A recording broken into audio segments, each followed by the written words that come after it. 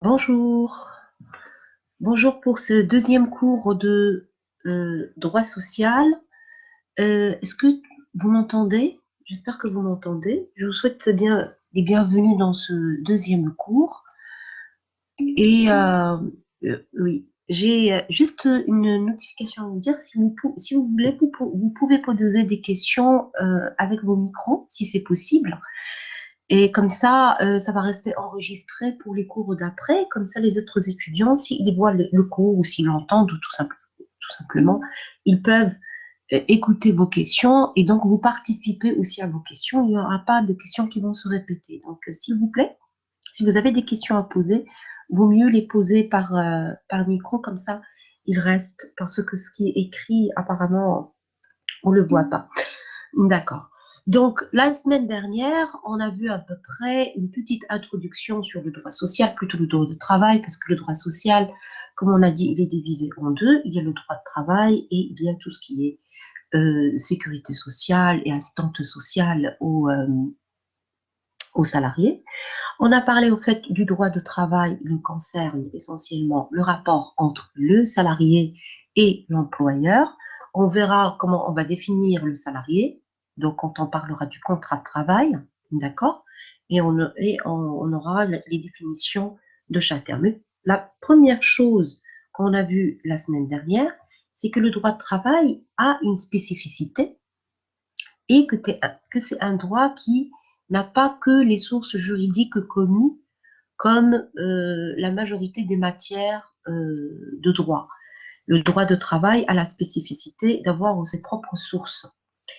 Et on a dit qu'il y a effectivement le Code du travail, on parle essentiellement des sources nationales, on ne parle pas de là où on va ramener les sources globales, c'est-à-dire la Constitution ou les conventions internationales. Mais il y a le Code de travail, de manière générale, et après, vous avez les trois autres sources qui sont très spécifiques au droit de travail, qui sont les conventions collectives, le règlement intérieur et le contrat de travail. Donc, on a dit que c'est... on a aussi parlé de tout ce qui est... Donc, on a parlé de ces sources, on a parlé aussi des limites, et maintenant, on va parler du contexte juridique du droit de travail.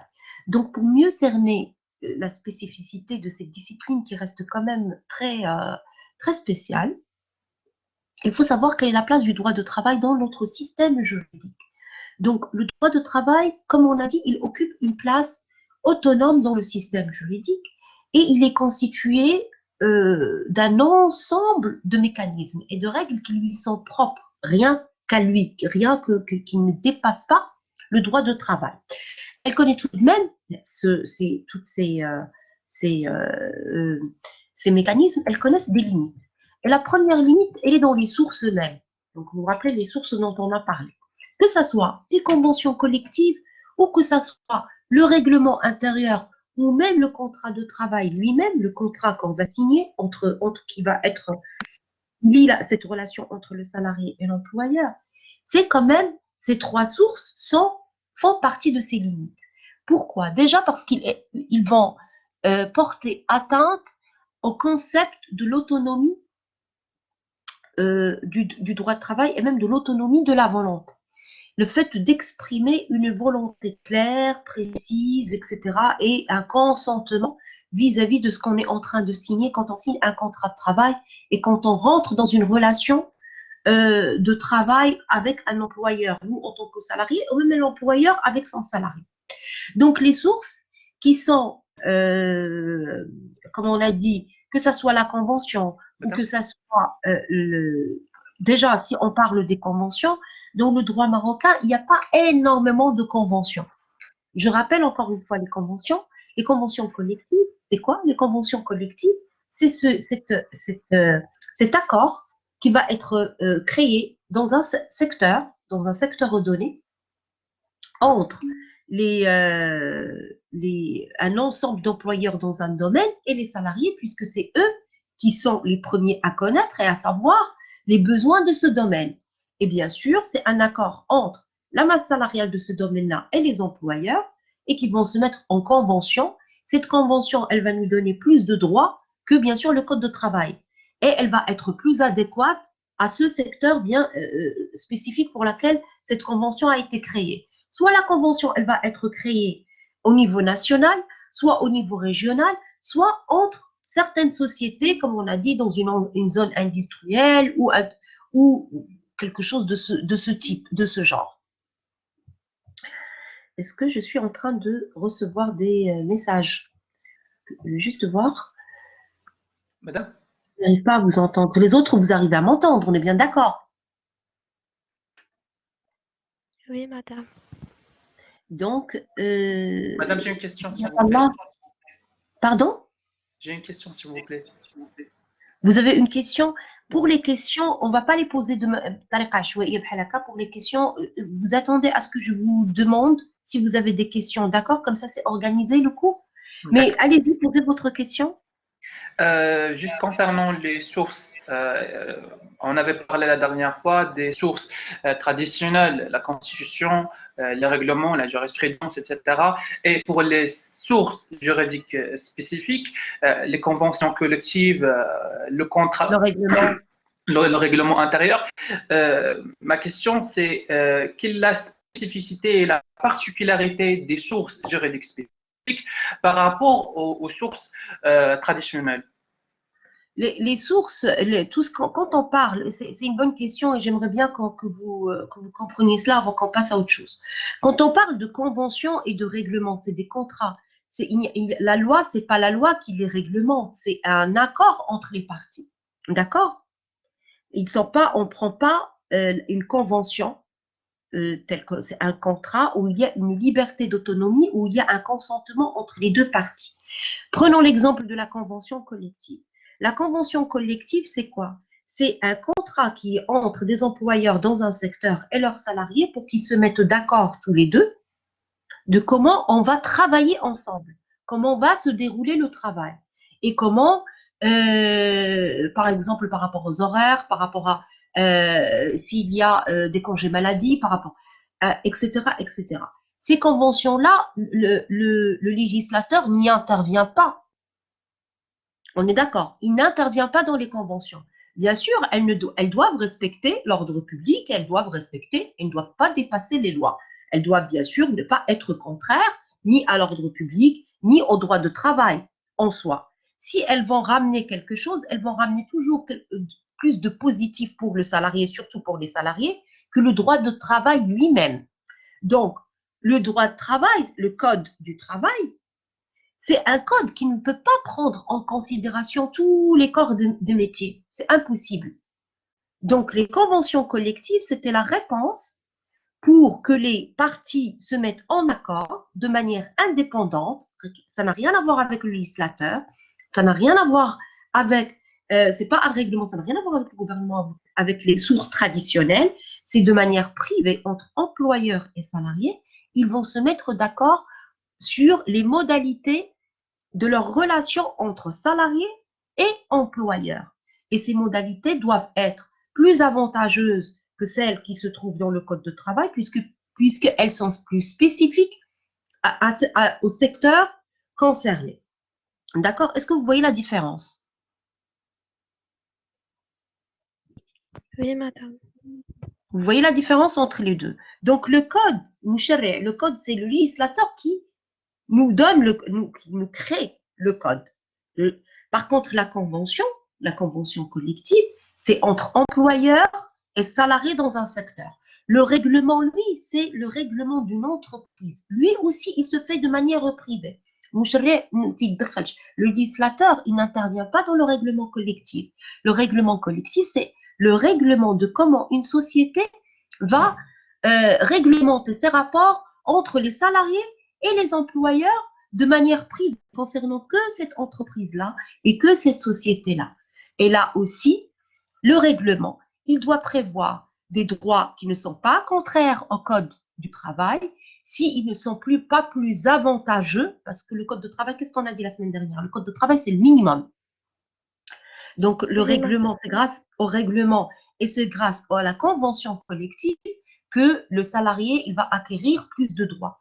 Et dans le règlement aussi, pareil, vous allez trouver plus de prérogatives normalement, plus de prérogatives pour les salariés Et cela ne concerne qu'une entreprise, une société, ainsi de suite. Donc, nous avons de manière plus générale le droit de travail, ça c'est une source traditionnelle.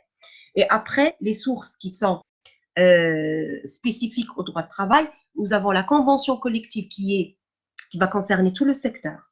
Après, par exemple, hein, elle va concerner tous les secteurs ou plusieurs sociétés dans un même secteur. Puis, on va trouver le règlement intérieur qui va ne concerner qu'une société ou une entreprise. Et après, on va voir le contrat de travail qui concerne que le salarié et le rapport qu'il a avec son employeur. Est-ce que c'est clair? Oui, madame, et vous avez dit la dernière séance que le contrat de travail, c'est la source la plus faible du droit du travail. Oui, mais dans tous les cas, même on va voir que les limites, il n'y a pas, cela n'empêche pas l'autre. Je ne suis pas en train de dire que toutes les sources sont. Le contrat de travail, pourquoi je dis que c'est la plus faible? Parce que le contrat de travail, on ne le négocie pas. Oui, On va le négocier dans le cas où, dans certains cas, bien sûr, vous pouvez négocier votre contrat de travail si vous êtes le seul à accomplir une certaine mission. Vous avez des chasseurs de tête qui viennent, ils vous supplient de travailler chez eux. Et là, vous avez la possibilité de négocier votre contrat de travail. Mais en général, on ne négocie pas le contrat de travail. De manière générale, on est déjà content d'avoir un travail, on le signe. Et on va voir qu'il y a parfois aussi même un contrat de travail qui n'est pas en accord avec et qui est en infraction avec le code de travail. Et dans ce cas-là, on ne va pas vous dire ah vous l'avez signé, vous avez donné votre consentement, c'est bon. Non, le contrat de travail est le seul que s'il ne répond pas au droit de travail, il est considéré comme nul. Mais ça, on va y arriver. La faiblesse du contrat de travail ne fait pas que le contrat de travail ne fait pas partie des sources. Là, ce que je viens de vous expliquer, c'est la différence entre les sources traditionnelles et les sources spécifiques au droit de travail. Est-ce qu'à ce niveau-là, vous voyez la différence? oui, madame. Oui, la personne qui a posé la question, c'est bon? Oui, c'est bon, madame. Ok. Donc, on y revient. D'ailleurs, ces sources qui sont spécifiques au droit de travail, elles peuvent être constituées aussi comme une limite. Pourquoi? Parce que dans le code de travail marocain, il n'y a pas énormément, ne donne pas énormément d'importance. Bien sûr, il donne la liberté au secteur de signer autant de conventions collectives qu'il le souhaite. Le problème au Maroc, c'est que dans la pratique, on n'a pas énormément de conventions collectives. Et pour le règlement, et d'ailleurs, on y revient même pour le contrat de travail, le souci qu'on a, c'est que la majorité des règlements intérieurs que vous allez, qu'on trouve, c'est des règlements où le processus de négociation n'était pas satisfaisant, où on va avoir des clauses type, des statuts, de clauses de statut type, statuts qui manquent d'être archaïques, inadaptés.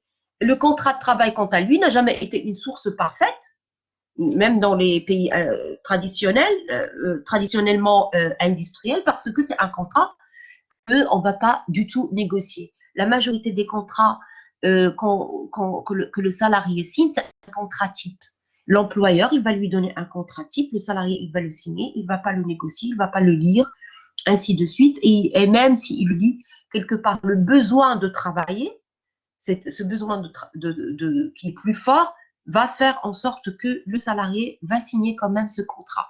Donc, les sources spécifiques au contrat de travail, certes, elles sont importantes, mais elles le seront encore plus si s'il y a dans la pratique un intérêt plus, on va dire, supérieur à celui qui existe aujourd'hui, si les salariés aussi et les syndicats font en sorte que les employeurs changent les conventions types qui existent aujourd'hui et qu'ils puissent aller, sur les règlements antérieurs aussi, et qu'ils puissent aller vers des conventions qui sont plus élaborées, et bien sûr, le contrat de travail, et dans tous les cas, le contrat de travail, il reste très, très limité. Ça, c'est par rapport aux sources.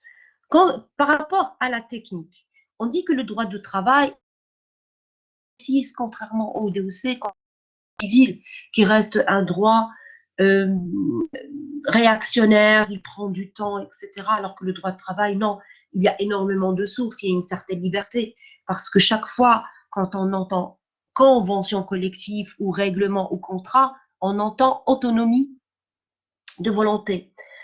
On va voir aussi que dans la pratique, ce n'est pas toujours le cas parce qu'en droit civil, quand vous signez un contrat, l'autonomie de volonté, elle est plus complète. Il y a effectivement la possibilité de négocier. Quand vous voulez signer n'importe quel contrat, il y a une certaine indépendance. Alors que dans le contrat de travail, il ignore ces concepts. Il est tout à fait inégalitaire. Le contrat de travail de base est inégalitaire. De base, il est inégalitaire. Sinon, on n'aura pas besoin d'un droit qui va protéger le salarié. Les contrats liant employeur et salarié, eh bien, c'est un contrat, si on y pense bien et si dans la pratique tel qu'il est réellement, c'est un contrat d'adhésion et non un contrat où il y a une négociation. Il ne laisse aucune place au principe de l'autonomie de la volonté. Toutes les lois sociales, d'ailleurs, sont faites pour adoucir les effets de cette inégalité créée par cette relation entre salarié et employeur. Par ailleurs, d'autres points de divergence viennent creuser davantage ce fossé et parmi lesquels le droit de travail connaît une atteinte fondamentale à l'effet relatif des contrats. Donc, c'est un principe défini par le DOC. Les obligations n'engagent que ceux qui ont été partis à l'acte. On est bien d'accord. Elles ne nuisent point aux tiers, elles ne leur profitent que dans le cas exprimé par la loi. Alors, dans une vision simpliste, c'est une règle en vertu de laquelle les contrats ne peuvent produire d'effet qu'entre les parties. Or, en droit de travail, et quand vous signez les conventions collectives, quand vous arrivez dans une société, est-ce que vous êtes engagé, est-ce qu'on vous a demandé votre avis concernant le règlement collectif que vous allez signer? Ou est-ce qu'on vous a demandé votre avis concernant la convention collective qui a été signée? Non. Et vous êtes obligé d'y adhérer. Donc, vous n'avez pas, vous exprimez pas votre volonté, vous faites pas partie du contrat, vous l'avez jamais signé, vous avez jamais, et pourtant, les obligations qui sont dans ces conventions et dans les obligations qui sont dans ces règlements, vous êtes engagé vis-à-vis de ces obligations-là, vous engage. Donc ça, c'est la première chose. La deuxième chose, la responsabilité civile, qui est la pierre angulaire, hein, la responsabilité civile, je pense que vous l'avez déjà fait. Traditionnellement, elle est obligatoirement fondée sur l'idée de la faute. On est bien d'accord. Alors que dans le droit de travail, la responsabilité du salarié, même s'il va commettre une faute, elle n'est pas engagée. Parce que le salarié, quand il va commettre la faute, c'est pas de sa responsabilité puisqu'il a reçu qu'une directive, c'est la responsabilité de son responsable. Donc, il y a deux grands principes du DOC qui sont complètement bafoués par le droit, par le contrat de travail. Est-ce que ça vous paraît clair? Est-ce que vous avez des questions vis-à-vis de cela?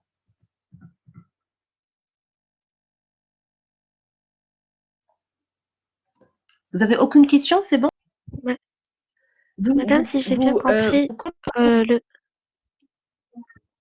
Madame, si j'ai bien compris, le DOC, il ignore complètement le concept de l'autonomie de volonté. Non, le DOC n'ignore pas. Le DOC, c'est c'est tout le contraire que vous avez compris. Le DOC, le Direct des obligations. Ah oui, désolée, je voulais demander la question pour le droit de travail, désolée. Le droit de travail ignore. Le droit de travail va ignorer le concept de l'autonomie de volonté. D'accord, merci. Le concept de l'autonomie de volonté, c'est un concept de base pour le DOC. On ne vous demande pas, parce que quand vous signez votre contrat de travail, on va vous demander votre avis. Est-ce que vous êtes d'accord? Est-ce que vous êtes... Il n'y a pas une liberté vous n'avez pas la liberté, vous n'avez pas une réelle autonomie de volonté, vous négociez pas votre contrat quand vous le signez quelque part. Donc, l'autonomie de volonté, elle est bafouée puisque le contrat de travail est un contrat d'adhésion. Vous y adhérez, mais vous ne le négociez pas. Le contrat de travail, il ne vous... pardon. Voilà, l'effet relatif, les contrats que vous signez, ils ont un effet relatif, c'est-à-dire que quand vous allez les signer, vous engagez parce que vous faites partie du contrat. Alors que dans le droit de travail, vous arrivez, parce qu'on se met toujours en position. Je suis un salarié, je viens de débarquer dans une société. On est d'accord? Est-ce que vous allez négocier votre contrat de travail? non, vous avez besoin de ce travail. On va dire que c'est même votre deuxième ou troisième expérience, votre première expérience. Vous signez votre contrat, vous vous engagez envers cette société et on va vous ramener la convention collective ainsi que les règlements. Vous allez les signer en même temps que votre contrat de travail. Cette convention et ce règlement intérieur, vous n'êtes pas partie des personnes qui, vous faites pas partie de ce contrat. Vous l'avez pas élaboré, vous n'avez pas donné votre avis. On vous l'impose. Vous signez et les obligations qui se sont imposées à vous. Ça, c'est le premier principe. Le deuxième principe, et ça, c'est un principe qui est énorme, mais il est spécifique qu'aux salariés et au contrat de travail. C'est la responsabilité civile. Normalement, quand vous commettez un acte, la responsabilité civile, on est bien d'accord, c'est un acte, vous commettez un acte qui va causer un dommage, et il y a un lien donc faute, dommage, lien de causalité entre faute et dommage. D'accord? C'est le triangle de notre responsabilité civile. Donc, quand vous êtes salarié et que vous allez commettre une faute, cette faute, vous n'allez pas être responsable parce que vous êtes que salarié. Vous n'avez fait qu'exécuter des directives. D'accord? La responsabilité sans faute, parce que cette dernière est à la charge des employeurs. Ces derniers ne peuvent s'exonérer en prouvant justement qu'ils n'ont pas commis la faute. Si la faute elle est commise par le salarié, ils ne peuvent pas dire « Ah non, on n'est pas responsable, c'est le salarié qui l'a commise et par conséquent, c'est lui le responsable. » Non, en droit de travail, on ne pose pas cette question. En droit de travail, c'est automatiquement l'employeur qui est responsable. La présomption est donc irréfragable quelque part. À cet égard, 3 justifications ont été avancées. Premièrement, l'idée du risque. Lorsque l'employeur développe son activité, donc il multiplie parallèlement les risques pour le salarié. Ce risque n'est rien d'autre que la contrepartie du profit. Donc forcément, c'est lui qui va mettre le salarié à commettre la faute. Donc c'est pour ça qu'on dit aussi que il est responsable. La deuxième justification, on parle de la représentation. En exécutant les tâches et en commettant une faute, le travailleur ne fait que représenter son employeur. On va être alors devant la situation très originale puisque la faute de l'un devient de l'autre. Si le salarié n'a commis la faute que parce qu'il exécute les directives de qui? De l'employeur. Il n'est pas, et comme il n'y a pas de faute par procuration, donc le responsable, donc, et par conséquent, c'est l'employeur. D'accord? Puis, il y a la responsabilité garantie. En réalité, le commettant est moins responsable que garant, la solvabilité du préposé. L'idée de garantie s'impose dans le but de protéger les intérêts de la victime. C'est-à-dire, en l'absence de faute, la victime risquerait de ne pas être indemnisée. Dans le cas où on va mettre le salarié responsable, on met la victime dans le risque de ne pas être indemnisé et par conséquent, l'employeur, il va prendre cette responsabilité parce qu'il y aura plus de chances à ce que lui indemnise la victime. La société, elle va forcément indemniser la victime de la faute d'un salarié qui était en train de commettre, qui a commis la faute dans le cadre de son travail avec cette société. Est-ce que c'est clair? D'accord, madame, merci beaucoup. D'accord. Vous n'avez pas de questions? Pas de questions? Est-ce que c'est toujours le salarié qui est responsable? Je suis en train de vous expliquer à ce moment que le salarié n'est jamais responsable, justement. Le salarié, justement, n'est jamais responsable. La personne qui va toujours être responsable, c'est son employeur. Et je viens d'expliquer pourquoi le salarié n'est jamais responsable. Parce que le salarié, il ne fait qu'exécuter les directives de l'employeur. Ben Ali, vous avez une question? Est-ce que vous pouvez utiliser votre micro comme ça reste? Ok, vous m'entendez, madame? Oui.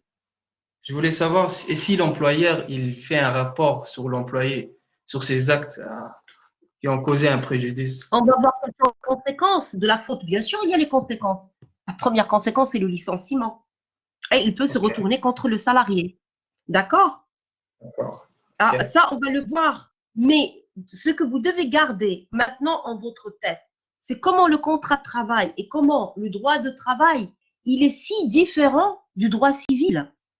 Et il va remettre en question tout ce qu'on tout ce qu'on connaît sur le contrat tel qu'on l'entend dans le DOC, tel qu'on l'entend dans le droit civil normal. OK?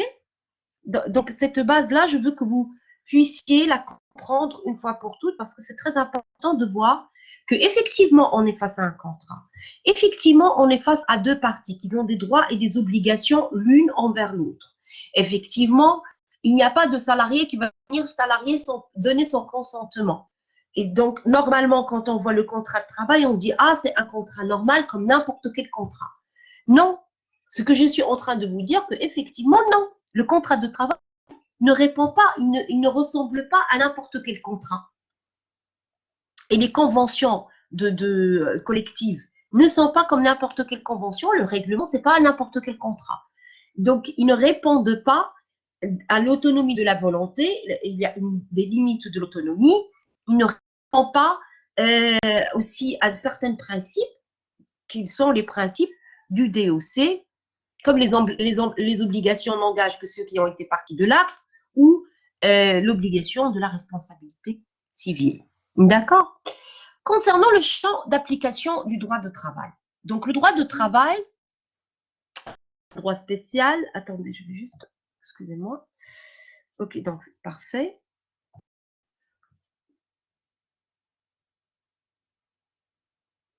Donc, le droit de travail est un droit d'exception puisque ces sujets sont très particuliers. Ce ne sont pas n'importe quelle personne va faire partie, donc c'est ciblé. Toute personne qui n'appartient pas à la catégorie salariée, elle échappe à l'emprise du droit de travail. Donc aussi l'application à laquelle on fait allusion ici, le contraire des prérogatives très favorables par rapport aux autres sujets de droit. D'où la qualité de salarié quand on dit que le salarié est une partie faible. Le salarié a une qualité qui lui est spécifique. Si vous avez un autre contrat, si vous avez un contrat et que dans son contrat, il y a un élément qui fait que vous n'êtes pas salarié, le droit de travail ne sera pas, vous sortez du champ de l'application du droit de travail. Et vous sortez complètement du champ de la compétence de tout ce qui concerne le droit de travail. Mais donc, le droit de travail, quand même, ça reste, il y a, donc ça, on a parlé des limites au niveau de la place de travail dans le système juridique, les limites au niveau des sources, d'accord, les limites au niveau de la technique, les limites dans les champs d'application. Après, il y a des limites à l'autonomie. Le droit de travail, c'est un droit qui a acquis son indépendance, il a sa propre codification, mais il reste, malgré tout cela, bien sûr, régi par des principes civilistes. C'est-à-dire que le droit civil, il va s'appliquer là où les dispositions spéciales sont absentes. Mais ça, c'est une règle de droit en général que j'aimerais bien que vous le gardiez en tête. Chaque fois qu'on est face à un contrat, n'importe lequel, et qu'il n'y a pas une loi ou un règlement spécifique qui la régit, on tombe directement sur la compétence du DOC. Donc, le contrat de travail est toujours considéré comme un contrat aussi synalagmatique qui impose à chacun des parties des obligations et les confrères des droits. Dans la même optique, cette discipline entretient des liens très étroits avec le droit commercial. Donc, comme le droit de travail, il a des liens avec le droit civil, il a aussi des liens avec le droit commercial. Et ça, c'est normal. Quand on parle de travail, on parle de la structure de l'entreprise, on parle de droit de société. Donc, tout ça concerne le salarié. Quand on va parler, par exemple, en droit de société de liquidation de biens ou de règlement judiciaire, cela va automatiquement toucher les salariés. Il va de soi que les difficultés de l'entreprise pourraient faire l'objet entraînent des incidences néfastes sur la stabilité de l'emploi. Le spectre de licenciement pour motif économique, il existe toujours et il est à craindre. Par ailleurs, certains travailleurs sont reconnus comme étant des auxiliaires de commerce. Ils ont aussi une double qualité, mais ça, on va y venir, par exemple, comme certains commerçants ou les VRP qui vont être salariés et en même temps, ils sont des commerciaux. Donc ça concerne les limites de l'autonomie concernant le droit privé. Et il y a des limites d'autonomie concernant le droit public. Donc l'intervention normative de l'État dans les relations de travail fait qu'on est face à un moment donné au droit public. Les autorisations administratives délivrées par les WEG et les gouvernements pour décider de fermer une entreprise, ou pour prononcer un licenciement collectif, ou pour faire tel et tel contrôle, ou pour faire intervenir les inspecteurs de travail, etc., etc. Donc, il y a aussi l'intervention du domaine public dans la discipline, malgré que cette discipline, c'est une discipline du droit privé par excellence. D'accord? Donc,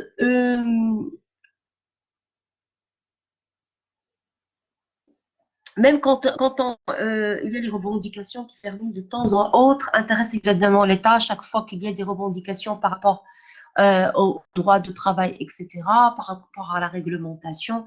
Donc, le mélange qui existe entre le droit public et le droit de travail est quand même très, très fort. Les particularités tenant à l'application du droit de travail, avant que je passe aux particularités, est-ce que vous avez des questions concernant ce rapport, ce manque d'autonomie entre droit privé et droit public chaque fois qu'on parle de droit de travail?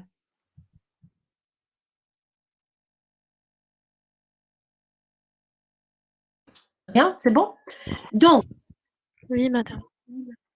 pour les particularités tenant à l'application du droit de travail, la première chose, on a les caractères impératifs et répressifs du droit de travail. Donc, le droit de travail est un droit impératif.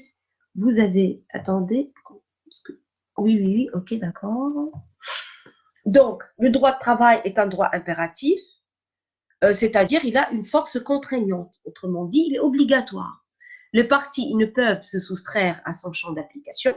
C'est ainsi que tout le droit de travail se compose d'un ensemble de prescriptions ayant un caractère exécutoire et qui forment ce qu'on appelle d'ordre public social. Donc, c'est le droit de travail. On ne peut pas le négocier. On ne peut pas, moi, en tant que salarié, venir parce que j'ai besoin de boulot. L'employeur, il va me dire, vous allez travailler, je ne sais pas, 24 heures sur 24. Moi, j'ai besoin de boulot. Je vais lui dire, OK. Et au nom de l'autonomie de la volonté, parce que c'est un droit, c'est un contrat privé, on va dire, OK, on est d'accord, je vais travailler 24 heures sur 24. D'accord? C'est impossible. Ça, c'est impossible. Parce qu'il y a un ordre public social. L'employeur, il ne peut pas exiger à ce que je travaille 24 heures sur 24. Et moi, même moi, en tant que salarié, même si je suis d'accord, je ne peux pas signer un contrat où je peux travailler 24 heures sur 24. Ces lois se sont vues reconnaître le caractère de loi de police. Ça veut dire quoi? Elles sont généralement d'application immédiate. Chaque fois que le code de travail où il y a une réglementation vis-à-vis du code de travail qui va s'appliquer, elle va s'appliquer de manière immédiate et elle va être impérative et obligatoire de manière immédiate. Alors, impératif, est-ce qu'il y a des pénalités et des sanctions prévues? Mais parce qu'il est impératif qu'il y a des pénalités et des sanctions prévues. Monsef. Même quand vous dites que le droit, donc je pose la question, même quand vous dites que le droit de travail est impératif, est-ce qu'il y a des pénalités et des sanctions prévues? Oui, parce qu'il est impératif. Un droit impératif est un droit obligatoire. Et comment on va le rendre obligatoire? Comment on rend un droit obligatoire? En posant en place, en mettant en place des sanctions. Si et d'ailleurs on y revient, un droit répressif. Pardon? Madame, j'ai dit que c'est un droit contraignant puisqu'il y a des sanctions. Voilà, impératif, c'est-à-dire contraignant. Hein. Un droit impératif, ça veut dire que c'est un droit contraignant. Et c'est un droit, et par conséquent, ça se ramène au deuxième point, c'est un droit répressif. C'est-à-dire, il est même répressif pénalement. Dans beaucoup de pays, même les pays occidentaux, les grèves étaient interdites. Aujourd'hui, la grève, elle ne peut pas être interdite. Le droit pénal, avant le droit pénal, historiquement, on disait que le droit pénal protégeait l'employeur. Aujourd'hui, c'est le contraire. Le droit pénal, il va être un instrument pour protéger justement le salarié.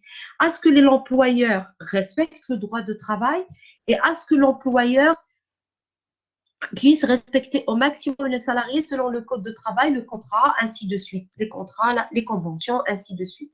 Et dans le cas où il y a une atteinte, il y a des emprisonnements, il y a des amendes qui vont de pair. Et indissociable.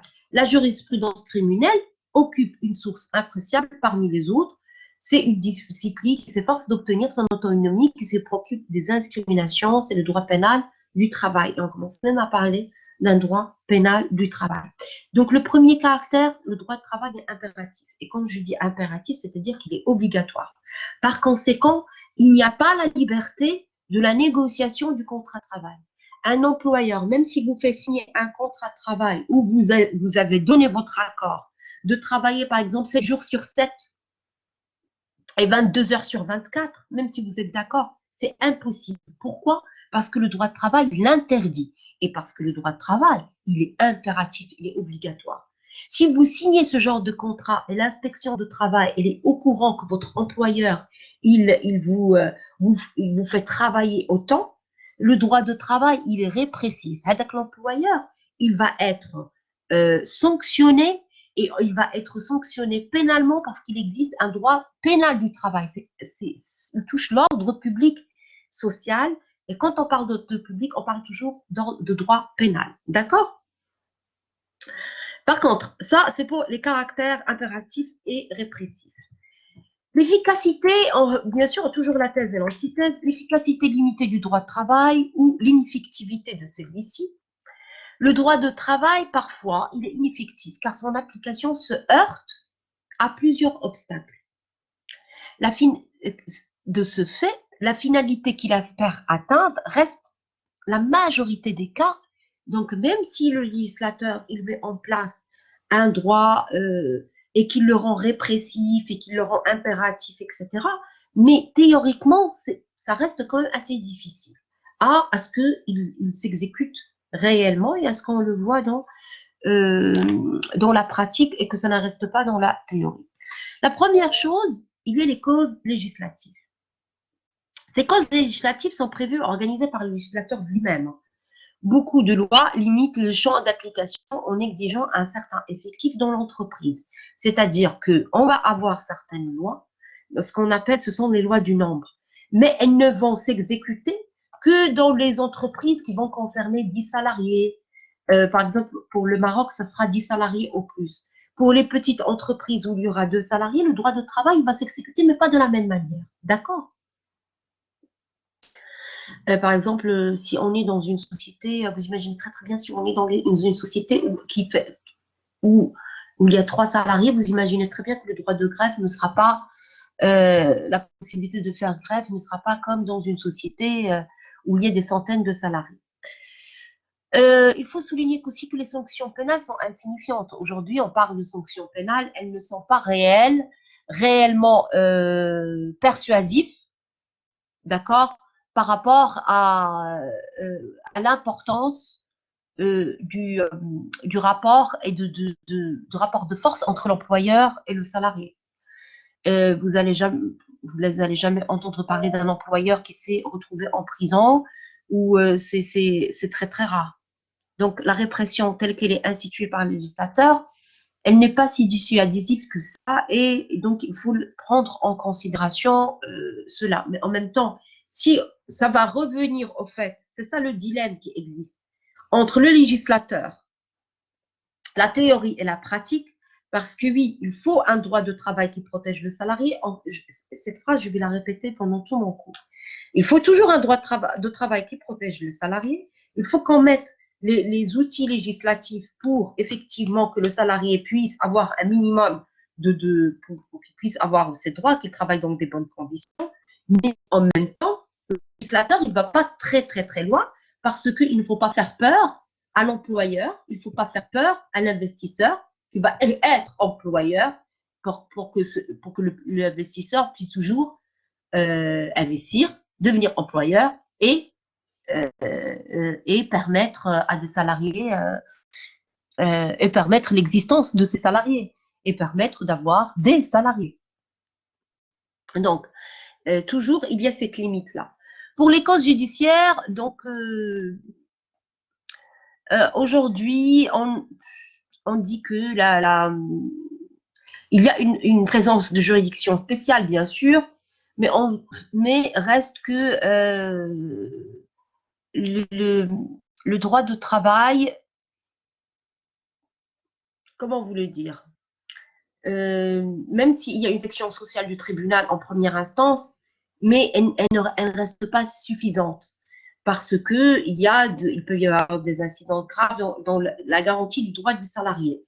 Si les procédures sont lourdes, le salarié, et d'ailleurs c'est ce qui se passe aujourd'hui au Maroc, de moins en moins heureusement, mais ça se passe, j'espère que ça se passera de moins en moins, que le salarié, il part déjà perdant. Comme il a perdu toute confiance dans le système judiciaire et de comment ce système judiciaire et sa procédure elle est mise en place et comment il va retrouver ses droits. Donc, il y a cette méfiance et par conséquent, le système judiciaire peut constituer une limite concernant l'application du droit de travail. Puis, on a les causes administratives qui jouent un rôle déterminant en la matière, notamment par le biais des agents chargés de l'inspection de travail. La mission générale de contrôle qui leur appartient, elle souffre aussi de beaucoup d'anomalies. Leur devoir revient à veiller à l'application de la loi dans l'entreprise et à constater les infractions. La première problématique qu'on a aujourd'hui, c'est qu'on n'a pas assez d'inspecteurs de travail. On n'a pas assez d'agents. On n'a pas assez d'agents qui sont chargés de cette inspection.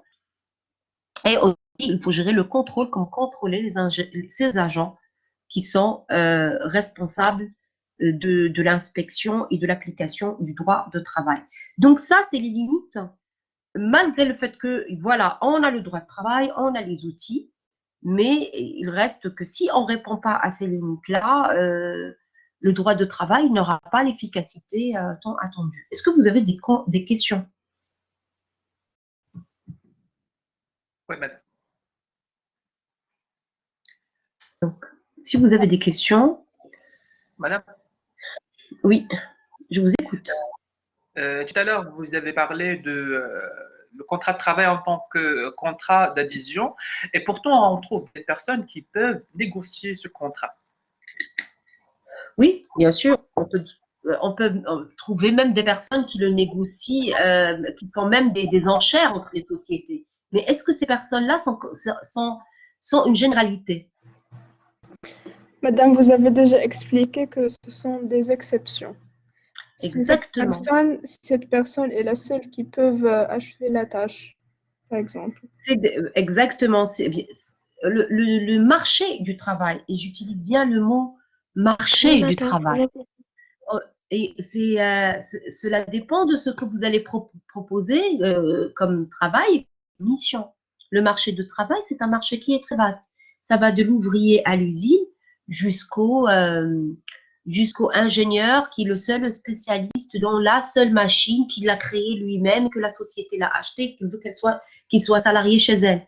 Vous avez une seule personne qui va faire fonctionner cette machine.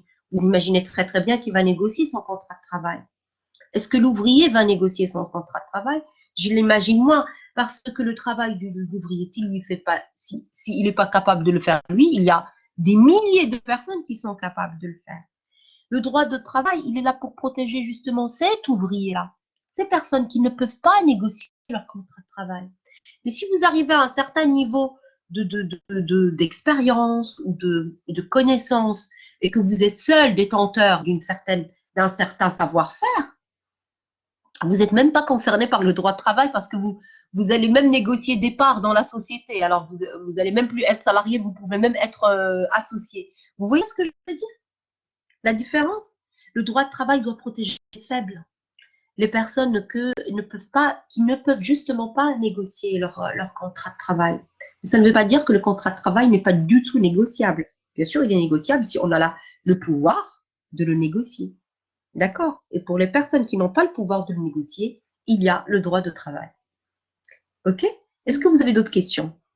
Donc, Raoula qui pose la question, est-ce qu'il y a des instances administratives qui jouent le rôle d'arbitrage entre l'employeur et le salarié? Oui, tout à fait. Il y a les instances administratives, il y a les tribunaux sociaux et on va voir aussi, quand on y arrivera, le travail de l'inspection de travail. La première chose, c'est l'inspection de travail.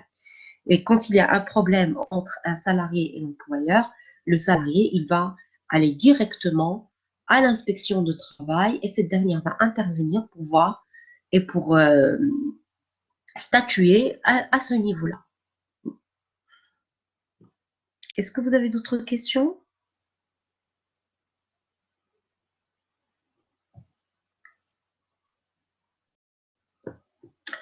Donc, la chose qu'on vient de voir, c'était une petite introduction entre la dernière séance et maintenant. C'était une introduction pour donner une certaine définition du contrat de travail. Et cette définition, on la donne surtout par rapport à sa spécificité, par rapport aux autres matières et aux autres contrats.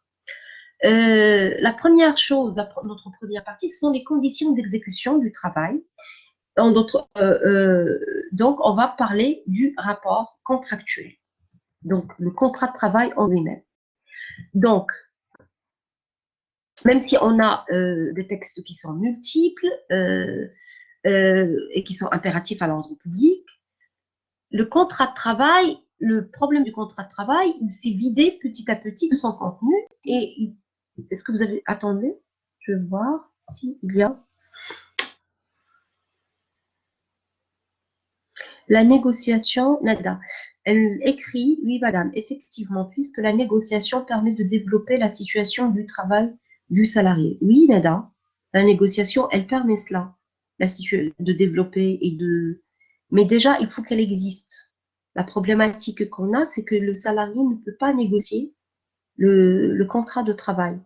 Et c'est pour ça que on a le contrat de travail. Ça rentre toujours dans cette définition. Le droit de travail, pardon. Le droit de travail, justement, il est venu parce qu'on ne peut pas négocier. Autant que salariés.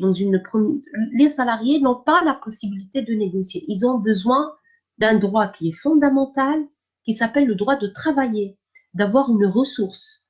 Et on sait très bien que c'est un droit fondamental et indispensable.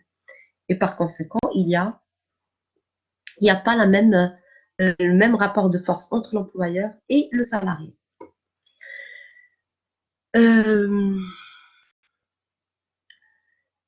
Donc, on revient au rapport contractuel. Donc, d'ailleurs, on en parle toujours. Donc, comme on a dit, le contrat de travail, il s'est vidé de son contenu en faisant échapper au principe de l'autonomie de la volonté. Donc, on ne parle plus de contrat puisqu'il n'y a pas d'autonomie de volonté. Celui-ci continue à être quand même la source normale et quasi exclusive de la détermination du statut individuel de chaque salarié. Donc, on a vu qu'il y avait le code, le règlement, la convention, tout cela, mais le lien qui va nous déterminer le statut réel du salarié, qui va nous dire, voilà, ce monsieur, ou cette dame, ou cette personne-là qu'on a en face de nous est un salarié, c'est le contrat qu'il va signer entre l'employeur et c'est le contrat de travail. Donc, seul le contrat de travail et comment ce contrat il est fait et de quelle manière et quel type de contrat, c'est lui qui va nous donner la qualité du salarié et qui va nous déterminer son statut. Donc, dans l'ancien temps, on ne parlait pas de contrat de travail, on parlait de louage de service, étant donné que le travailleur donnait un bail ses services, c'est-à-dire louer ses services, et l'employeur jouant le rôle de locataire du service, il lui verse un loyer sous forme de salaire. Cette conception, elle vient bien sûr de la tradition romaine, ça je ne vais pas vous casser la tête avec cela. Donc, les louages de service ou du travail est un contrat par lequel, donc à l'époque, dans le DOC aujourd'hui, le louage de service ou de travail aujourd'hui, tel qu'on le conçoit aujourd'hui, est un contrat par lequel l'une des parties s'engage, moyennant un prix que l'autre partie s'oblige à lui payer, à fournir à cette dernière ses services personnels pour un certain temps ou à accomplir un fait déterminé. Ceci dit que le nouveau code de travail aujourd'hui n'a pas donné de définition à ce contrat. Il n'y a pas de définition très très claire du contrat. On a une définition qui est très simple, la définition qu'il y a entre deux personnes, on va louer un service et on va recevoir, contre cela, on va recevoir ce qu'on appelle un salaire. D'accord? L'étude de ce contrat reste dominée par un régime juridique original faisant échapper au droit commun des obligations, c'est-à-dire que celui-ci se caractérise par ses propres règles, se situant sur les plans suivants. notion, suspension et modification du contrat et la rupture du contrat. Donc, notion, suspension et modification du contrat, il convient d'envisager successivement les trois. La notion du contrat de travail, c'est que le contrat de travail est une convention par laquelle une personne, et cette personne, on va l'appeler salarié, s'engage à mettre son activité à la disposition d'une autre personne qui est l'employeur, sous la subordination de laquelle elle se place moyennant une rémunération. Le mot le plus important que vous devez garder en tête, c'est le mot subordination. C'est-à-dire quoi subordination? Subordination, ça veut dire que le salarié, il va accomplir une tâche sous l'ordre de l'employeur. D'accord? C'est pas une tâche qu'il va l'accomplir de son propre. Et bien sûr, il sait la faire, la tâche. L'employeur doit être sûr que le salarié qu'il va recruter sait faire la tâche. Mais c'est sous son ordre à l'employeur, sous la directive de l'employeur. Et ça, c'est très important parce que c'est le mot subordination qui va faire la différence entre, par exemple, un contrat de société, un mandat et un contrat de travail. D'accord? Donc, la prestation de travail peut être manuelle, intellectuelle. La rémunération ou salaire est indispensable pour qu'il y ait contrat de travail. Elle peut être versée en espèces ou revêtir la forme d'avantage en nature, en partie ou même en totalité. Donc, on n'a pas dit, voilà, ça, c'est les conventions et les règlements qui font que pour tel et tel travail, on va verser de l'argent ou en nature, etc., etc. Le lien de subordination, comme je vous ai dit, est un lien spécifique au contrat du travail qui permet de le distinguer des autres contrats. Donc ça, c'est la notion du contrat. Pour ce qui concerne la conclusion du contrat, le contrat de travail est soumis aux règles du droit commun, qui peut être constaté dans les formes qu'il convient par les parties contractantes qui veulent l'adopter. Il y a donc lieu de se reporter au régime contractuel du droit commun, du DOC, qui sont définis par le DOC. Au terme de celle-ci, 4 conditions sont requises pour la validité d'une convention: le consentement, la capacité des parties, un objet certain qui forme la matière de l'engagement et une cause licite.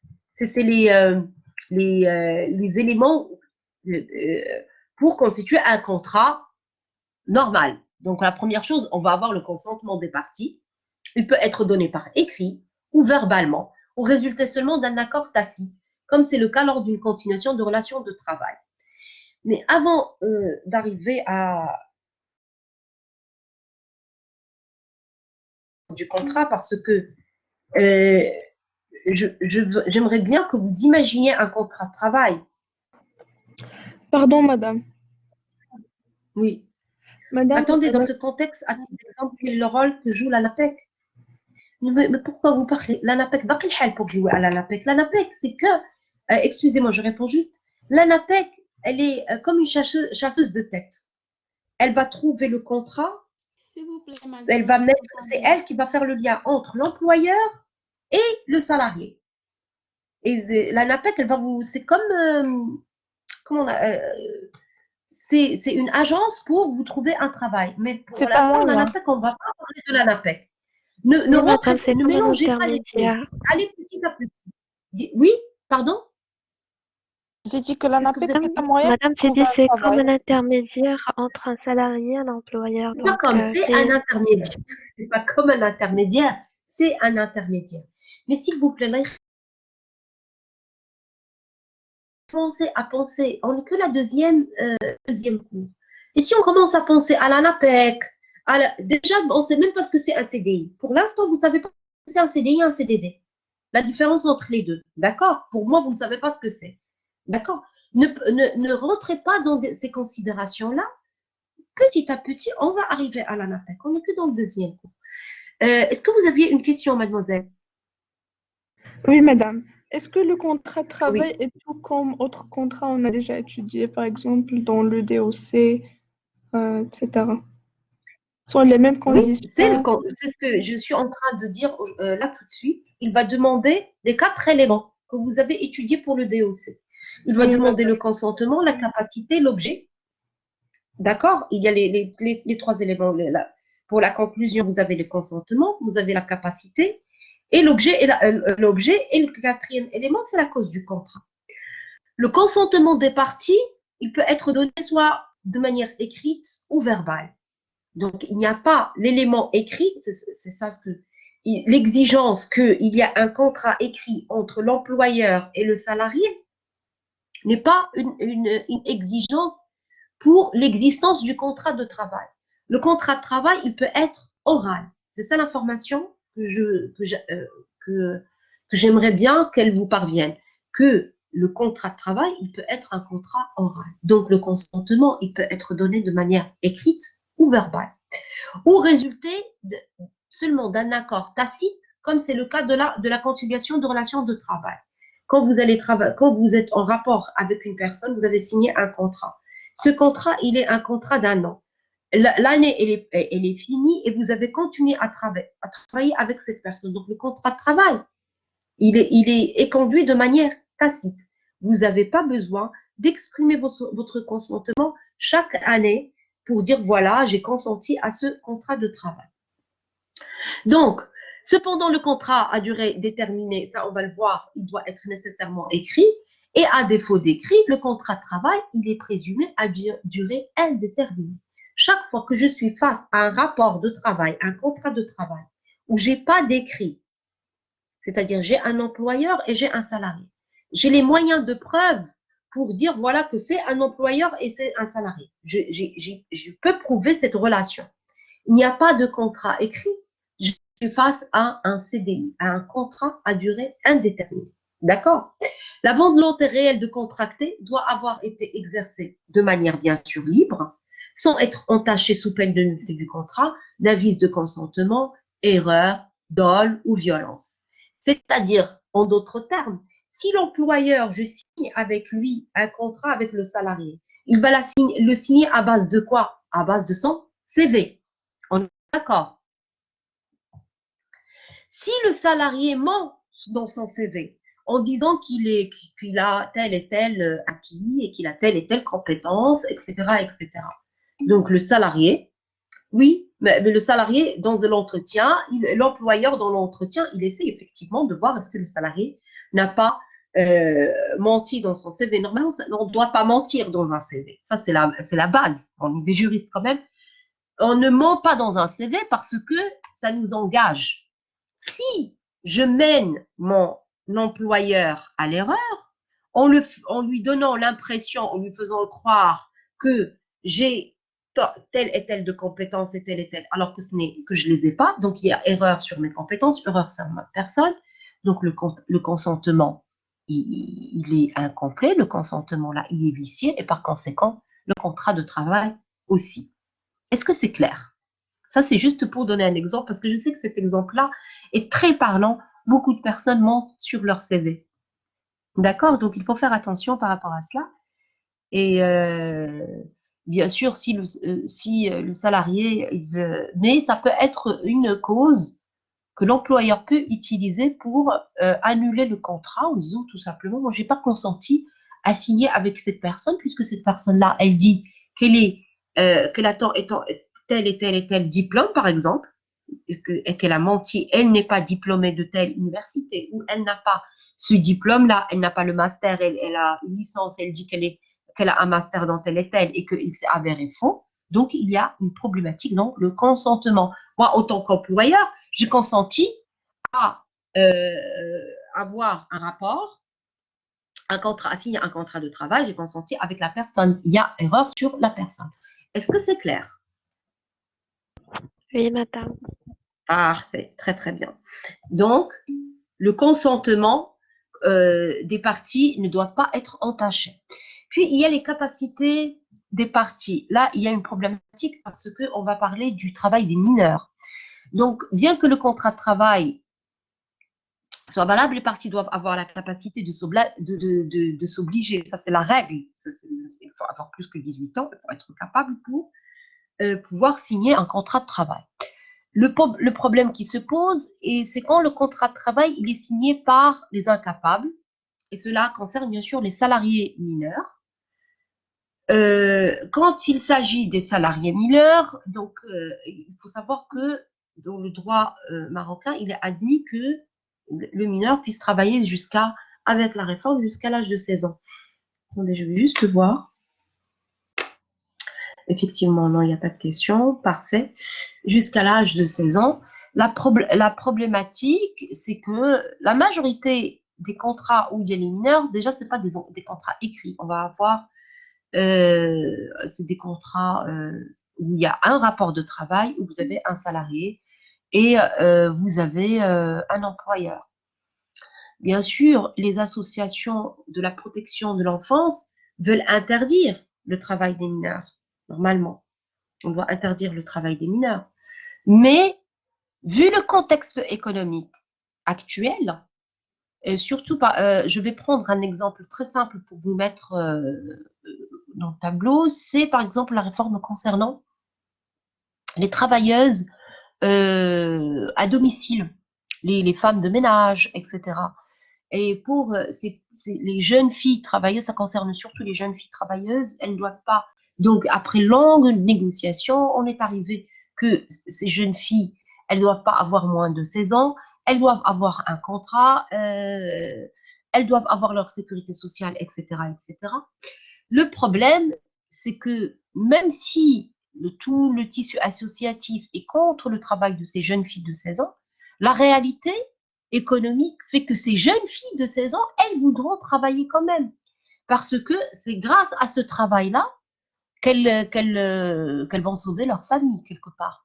Et là, il y a cet impératif. Et là, il y a cette problématique entre ce que le législateur veut accomplir, entre le domaine scientifique, socialement, le domaine social, toutes les organisations sociales qui aimeraient bien. Il n'y aura pas une personne à qui vous allez poser la question, elle va vous dire je suis avec le travail de mineur. C'est impossible de dire je suis avec le travail de mineur. C'est impossible d'être pour le travail des mineurs. On ne peut être que contre, parce que le mineur, sa place à l'école. Le mineur, sa place, c'est sur les bancs de l'école, tout simplement. Mais quand il y a eu cette réforme, il y a eu énormément de négociations entre les commissions parlementaires, etc. Si on pose la question à ces jeunes filles de 16 ans, elles vont te dire, moi, je veux travailler à 16 ans parce qu'elle n'a pas d'autre choix. Donc, tant qu'on n'a pas une sécurité, tant qu'on n'offre pas à ces jeunes, ces mineurs-là, une sécurité ailleurs que dans le travail, il est très, très difficile pour le législateur de ramener l'âge de travail à 18 ans et d'interdire le travail des mineurs, puisqu'il n'y a pas les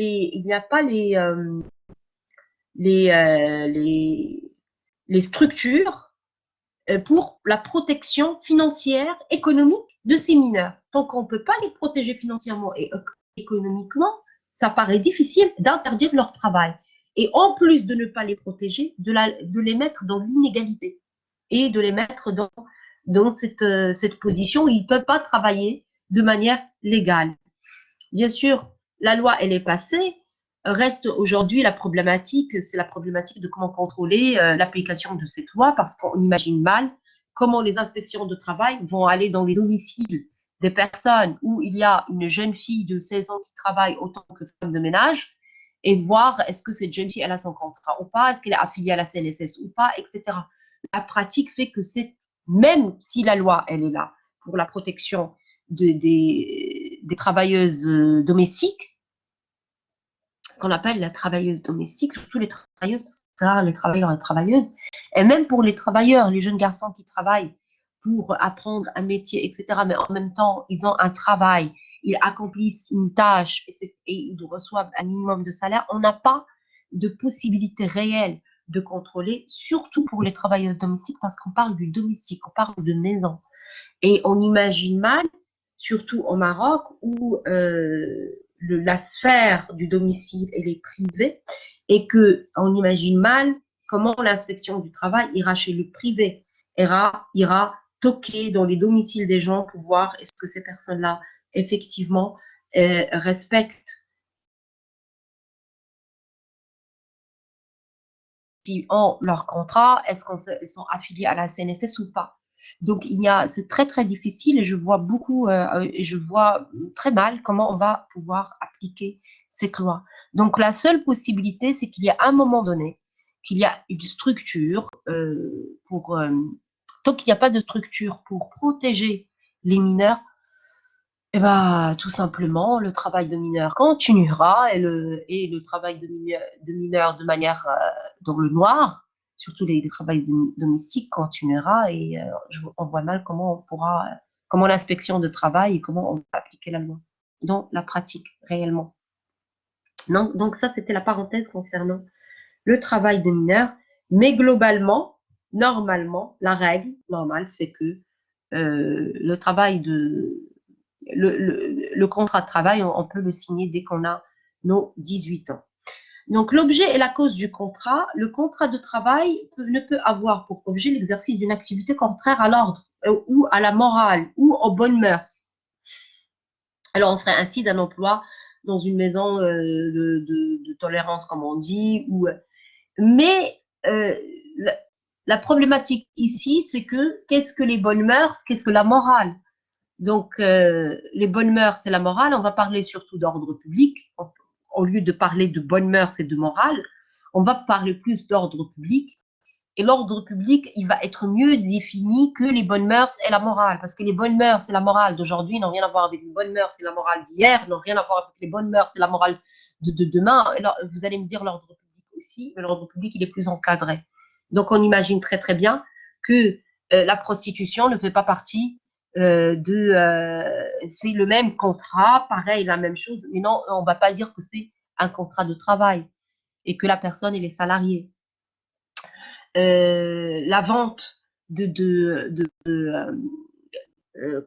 la vente d'organes humains ne fait pas partie, alors qu'on est en train de travailler dans une société, on est tous ensemble, il y a des salariés, la secrétaire, etc., et on va vendre des organes humains, même s'ils sont consentis de vendre leurs organes, ne va pas être, ça ne sera pas un contrat de travail normal. Donc, on est pas, donc c'est pas un contrat de travail, c'est pénal et c'est interdit par la loi. Donc, le contrat de travail, son objet et sa cause doivent bien sûr respecter l'ordre public. La forme de la preuve du contrat. Le législateur laisse la liberté entière aux parties quant à la forme du contrat. Il peut être écrit, il peut être verbal. La preuve du contrat de travail verbal peut présenter quelques difficultés, bien sûr, parce qu'il faut la prouver. En effet, conformément au droit commun des contrats, tous les moyens sont possibles pour dire voilà que ce contrat, il existe réellement. Ça peut porter sur une somme n'excédant pas 250 dirhams dès que vous accomplissez un acte, mais ça doit être de manière habituelle, etc. etc.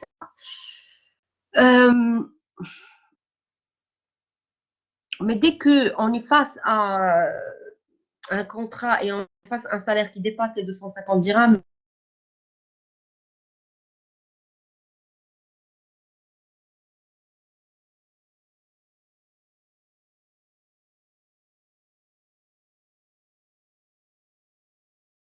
normalement, quand vous allez accéder et que vous allez accomplir un travail et que vous êtes salarié, vous allez exiger un contrat de travail.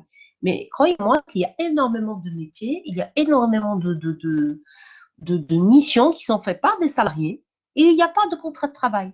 Ils n'ont pas signé entre eux et l'employeur, il n'y a pas la signature de contrat de travail. Cela ne fait pas que ce n'est pas un contrat. Alors, j'ai une question, je suis obligée de la lire, comme ça, elle va rester dans l'enregistrement. Est-ce que les contrats signés verbalement, comme le cas des domestiques, peuvent être soumis au tribunal social? On ne dit pas tribunal de travail, on dit tribunal social. Le contentieux vient, par exemple, de l'employeur qui a une clause de contrat. Bien sûr, et comme je viens de dire, il n'y a pas d'exigence d'écrit pour le contrat de travail. Et ça va plus loin. Un contrat de travail verbal qui est accompli verbalement entre l'employeur et les salariés, pour le juge social et pour l'inspection du travail, est un CDI. On ne va pas chercher est-ce que c'est un CDD ou quel type de contrat. Automatiquement, on va le faire entrer dans le cadre de CDI, un contrat à durée indéterminée. La problématique qui se pose quand on est face à ce type de contrat, c'est la preuve. parce que l'employeur, c'est la parole de l'employeur contre la parole du salarié. Le salarié, il va dire, oui, je travaille pour monsieur tel, il me donne les directives et il me donne un salaire et à un moment donné, il s'est arrêté alors que j'ai des droits. Et l'employeur, il va dire, non, non, non, ce monsieur ou cette dame n'a jamais travaillé chez moi et par conséquent, je ne suis pas lié à cette personne et cette personne n'est pas mon salarié. Donc, il faut apporter une preuve de ce contrat. Les preuves, ils peuvent être de différentes, et tous les moyens pour faciliter pour le salarié et qu'il n'y a pas la difficulté vis-à-vis d'apporter les preuves, on a dit que toutes les preuves sont valables pour prouver qu'il y avait un contrat. Soit il y a eu des virements mensuels de la part de l'employeur vers cette personne-là, soit on va apporter les témoins qui vont témoigner qu'effectivement, cette personne, elle travaille chez cet employeur et qu'ils ont une relation de travail. Donc, tous les moyens sont possibles et sont requis pour prouver qu'il y a eu cette relation de travail. D'accord? Est-ce que vous avez des questions?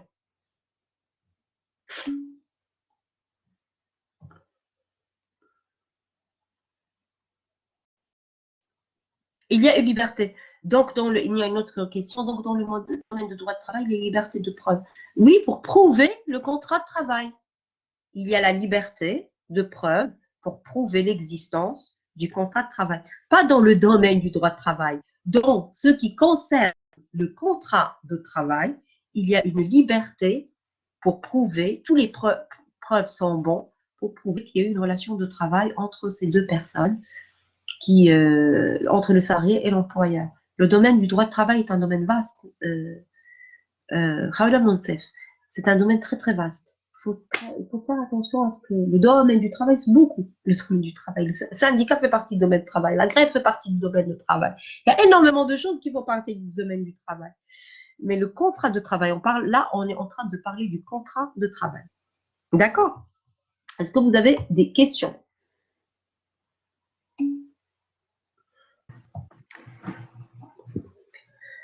Alors, j'ai une question. Madame, vous avez dit qu'à partir, j'ai écrit, je suis confuse. Oui, ça c'est dans l'ancienne loi, elle disait qu'il y avait un minimum et après, il doit y avoir un contrat de travail pour qu'il n'y a plus confusion. Chaque fois qu'il y a un rapport entre un salarié et un employeur, même s'il n'y a pas un contrat de travail, ça ne veut pas dire que le contrat n'existe pas, il faut juste le prouver. Et on est face à un contrat de travail indéterminé. La loi, qu'est-ce qu'elle nous dit? Elle nous dit, chaque fois, ne prenez pas en considération les licences. Exigez, vous les salariés, on vous demande s'il vous plaît d'exiger un contrat de travail. Et bien sûr, la majorité des salariés vont exiger un contrat de travail. Je ne vais pas aller commencer à travailler sans contrat. Si je commence à travailler sans contrat, c'est qu'il y a un problème. Mais dans le cas où je n'ai pas exigé de contrat de travail, où j'ai oublié, où j'étais en méconnaissance de loi, où je ne savais pas, et j'ai travaillé avec la personne, et cette personne, elle a commencé à me donner un salaire face à des directives que j'accomplis, que je reçois de sa part, je suis dans un contrat de travail. Est-ce que c'est clair?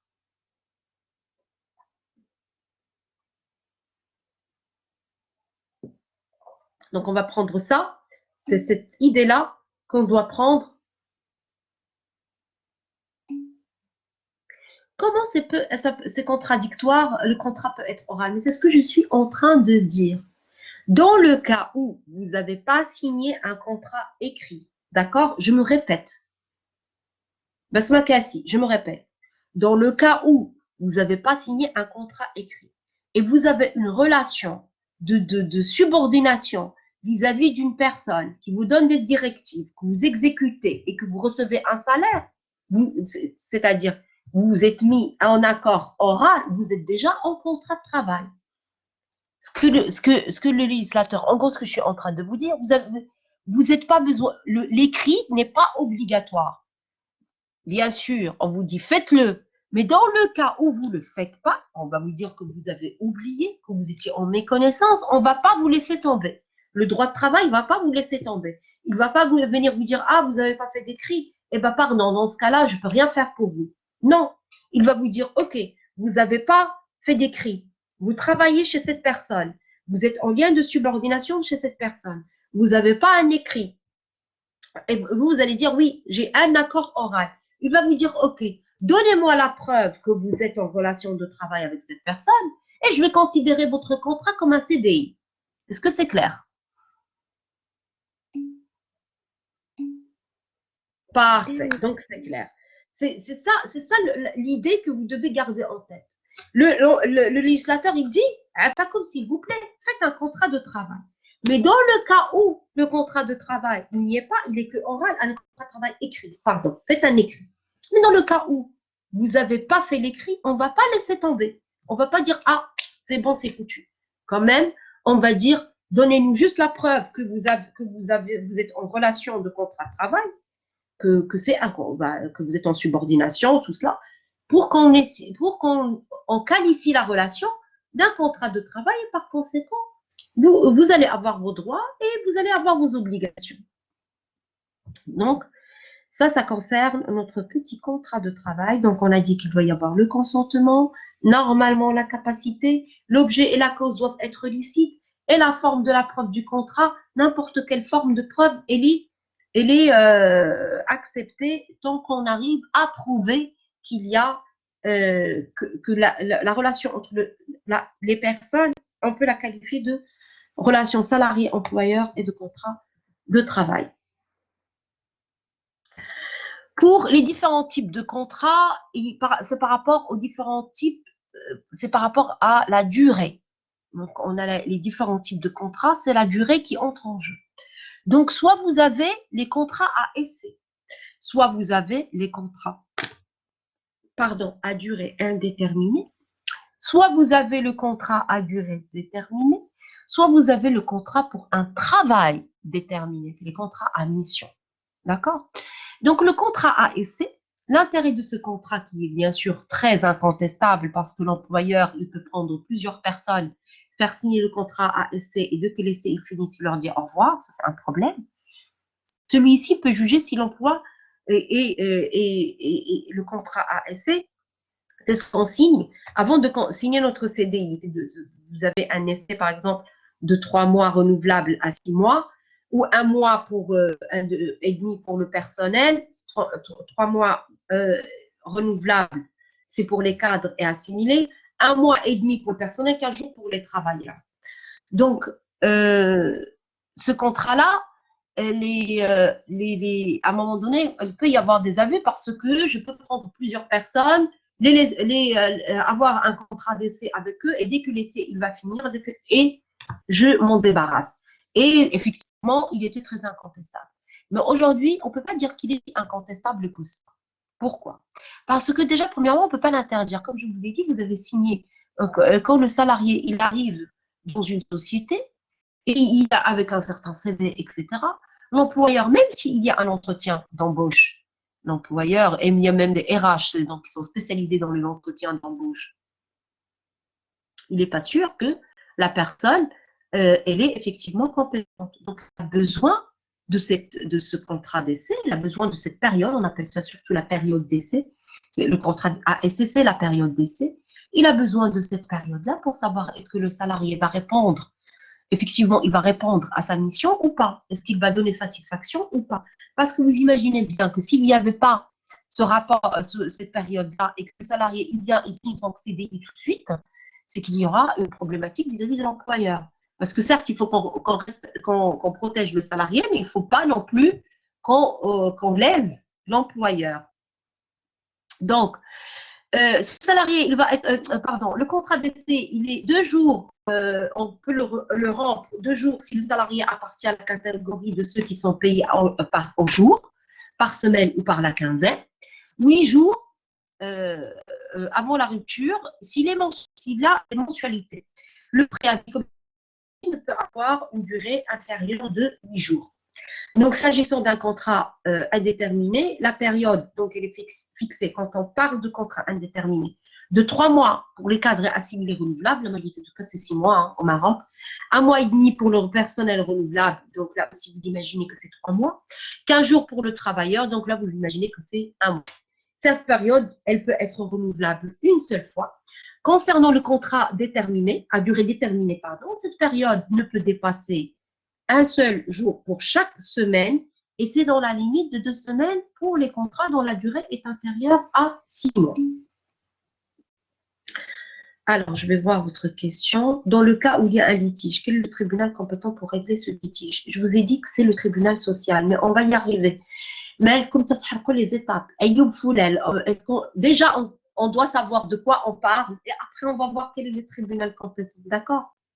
C'est très bien. Ça veut dire que vous voulez savoir assez rapidement, vous voulez savoir qui sera compétent, etc. Mais on va y arriver. Déjà, là, on est en train, petit à petit, on est plutôt dans la deuxième séance. On est en train de savoir quel est le contrat de travail, qui sont les salariés, définir les parties de ce contrat de travail et les différents types de contrats. Est-ce que vous êtes d'accord, Ayoub? Ok. Parfait. Donc, on a dit, il y a le contrat à essai, c'est la période d'essai. Il y a le contrat à durée indéterminée, ça c'est le Graal que tout le monde veut avoir, le CDI. Il y a le contrat à durée déterminée qui ne doit pas dépasser 2 ans, hein, le contrat à durée déterminée. On va voir qu'il ne dépasse pas 2 ans, il est de 6 mois à 2 ans. Et puis, on a le contrat, donc le contrat à durée indéterminée. J'ai bien, donc, il est assez fréquent, donc aucune limitation de durée n'est fixée par les parties. Il prend fin dès que l'une d'entre elles demande la résiliation. Ça, c'est le contrat à durée indéterminée. Hein. Ces règles sont essentiellement destinées à tempérer le caractère brutal et arbitraire de la rupture. Un contrat est présumé à durée indéterminée dès lors qu'il ne résulte d'aucun écrit. Donc, je reviens au fait que le contrat oral est forcément un contrat à durée indéterminée. Pour le contrat à durée déterminée, donc c'est un contrat dans lequel un terme est stipulé. À un moment donné, il va se finir. Celui-ci résulte d'un événement futur. Certains ayant une date précise connue d'avance par le salarié, il sait d'avance, il va travailler 6 mois, 1 an, 2 ans. D'autres, non. Si la prévision de l'échéance qui permet de distinguer le contrat à durée indéterminée, il a bénéficié d'une réglementation plus ou moins importante par rapport à la réglementation. Donc, dans quel cas peut-on recourir à un contrat à durée déterminée? Pas toujours. C'est pas, sinon, je vais avoir que des salariés à contrat à durée déterminée. Pourquoi je vais me passer la tête à avoir des salariés en CDI? Je vais avoir que des salariés qui vont travailler chez moi 2 ans, pas plus, et je renouvelle les salariés. Non, qu'est-ce qu'on a dit? On ne peut pas. Soit il vient pour le remplacement d'un salarié à la place d'un autre lorsque le contrat de ce dernier se trouve suspendu. On va voir tous les types de suspension. Et la suspension ne doit pas être le fait d'une grève. Donc, ce n'est pas parce qu'on a un salarié qui est parti faire grève pour avoir plus de droits, on va ramener quelqu'un qui va travailler à sa place pour un contrat durée déterminée.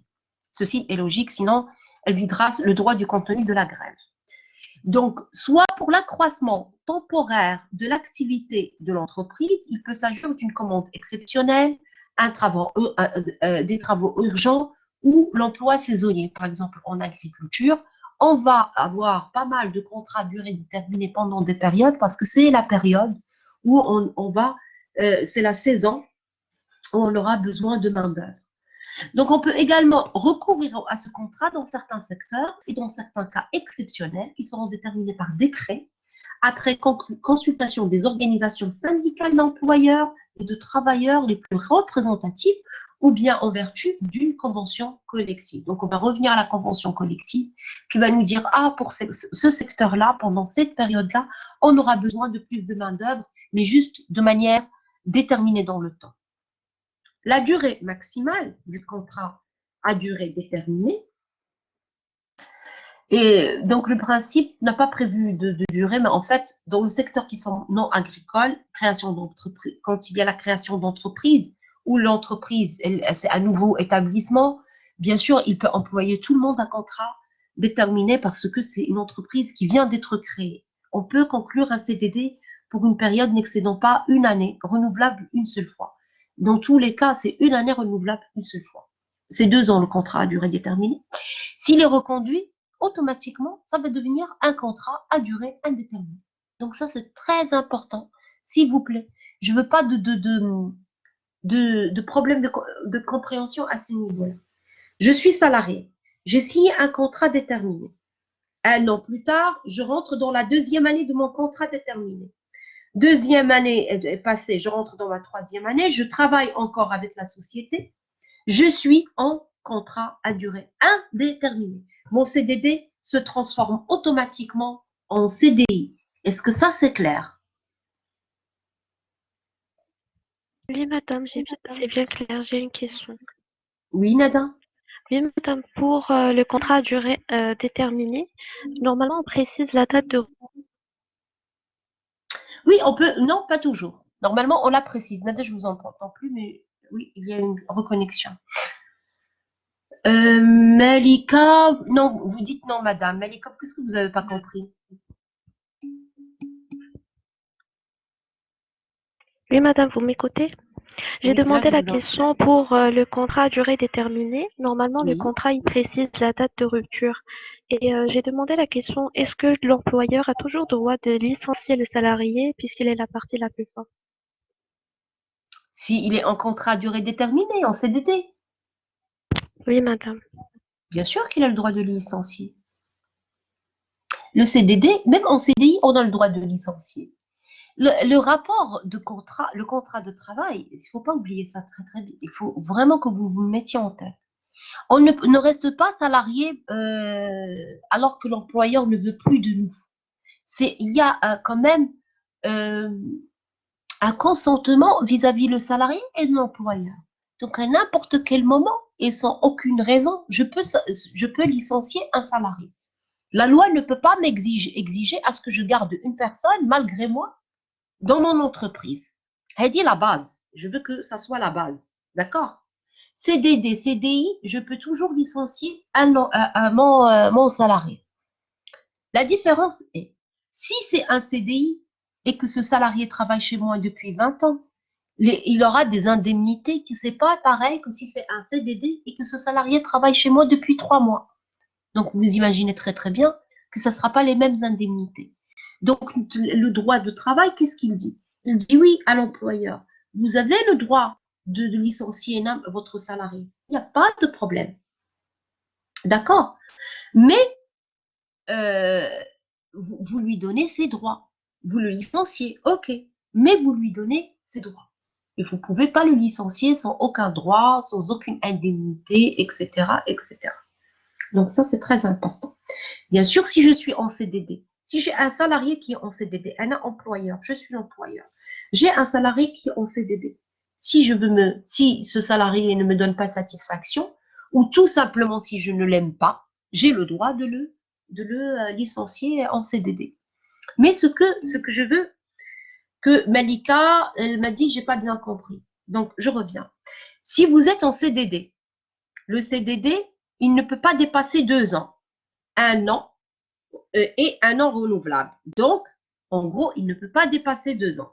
Donc, moi, je travaille depuis 2019, le 1er janvier 2019, j'ai accédé à une fonction en tant que salarié dans une société le 1er janvier 2019. OK? Le 1er janvier 2020, on me renouvelle mon CDD, même si on ne dit rien. C'est-à-dire, j'ai pas parlé avec mon employeur, rien du tout. On n'a rien dit. D'accord? Et on n'a rien dit et je reste dans mon CDD. Donc 2019, 2020, 2020, 2021. Donc je rentre en 2021. Donc je suis entrée le 1er janvier 2019. À partir du 1er janvier 2021, mon CDD, il va changer automatiquement en quoi? En CDI. Parce que j'ai dépassé les 2 ans. D'accord? C'est très, très, très important. Il va se transformer automatiquement en CDI. Si mon employeur, je ne sais pas moi, on va dire octobre 2021, il vient, il me dit, oui, votre CDD, vous savez, il est fini depuis 2 ans, mais maintenant, je suis désolée, vous devez partir. Hein. Vous avez travaillé avec nous un excès de plus que 2 ans. de 2 ans votre CDD, mais vous êtes encore en CDD, je vais lui dire, non, monsieur, vous n'avez pas le droit. Effectivement, mon CDD, il a fini il y a 2 ans, mais je suis aujourd'hui en CDI avec vous et il ne peut pas il peut bien sûr me licencier, mais il doit me donner mon indemnité autant que salarié en CDI. Est-ce que vous avez compris? J'ai une question. Un salarié peut-il s'opposer à une modification de son contrat de travail? Par exemple, CDI, mais qu'il n'y a pas de CDI qui se change en CDD, Tassar. Le CDI ne se change pas en CDD. Ça n'existe pas. Il n'y a que le CDD qui se transforme en CDI. Mais vous ne pouvez pas signer un CDI et à un moment donné, on va vous dire, ah, c'est plus un CDI, c'est un CDD. C'est impossible. Fatem Zara, donc si je dépasse les 2 ans, automatiquement, je passe au CDI. Voilà, parfait Fatem Zara, parfait Malika, tout le monde a compris. Vous imaginez très très bien que vous n'êtes pas en CDI et à un moment donné, on vous a dit, vous êtes un contrat durée indéterminée. Comment il va changer un contrat de durée déterminée? C'est impossible. Quand vous avez signé un contrat de durée indéterminée. Est-ce que vous avez d'autres questions? J'insiste parce que vous l'aurez il y a une grande possibilité de l'avoir à l'examen, dans les cas pratiques, etc. Et les étudiants ne font pas attention et ils ne comprennent pas.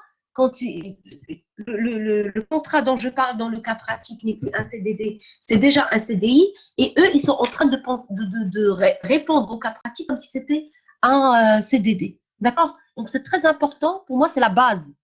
Il ne doit pas y avoir de problématique entre ce que c'est un CDI, un CDD, parce que ce n'est pas les mêmes droits. On va voir que c'est des CDI, ce n'est pas pareil. Plus tard, dans le rapport entre employeurs et salariés. Vous avez d'autres questions?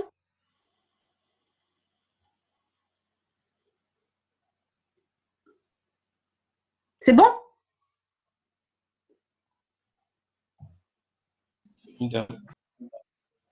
Parfait. Normalement, je suis arrivée à 17h31. Donc, la durée maximale, je vais parler du contrat pour accomplir un travail déterminé.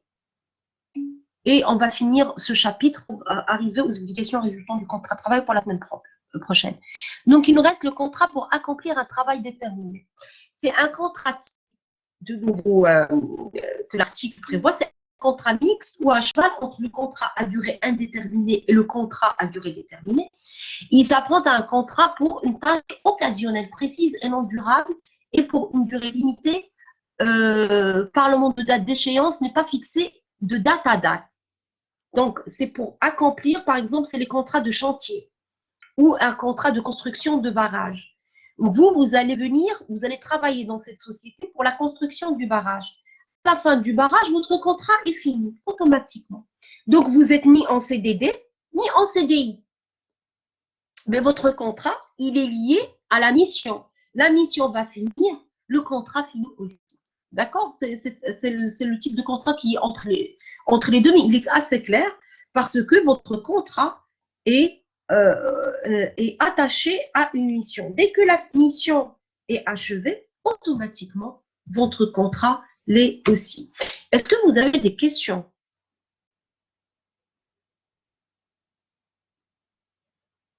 Tout est bon? Donc, je vous remercie pour votre présence. Et je vais vous souhaiter une très bonne fin de journée. La semaine prochaine, on va voir tout ce qui concerne donc les obligations résultant du contrat de travail, etc. Et ben, on va plus entrer. Et après, on va voir quels sont les différents types de suspension du contrat de travail. Et voilà. Donc, je vous remercie beaucoup. Je vous souhaite encore une fois une très bonne fin de journée et à la semaine prochaine. Au revoir.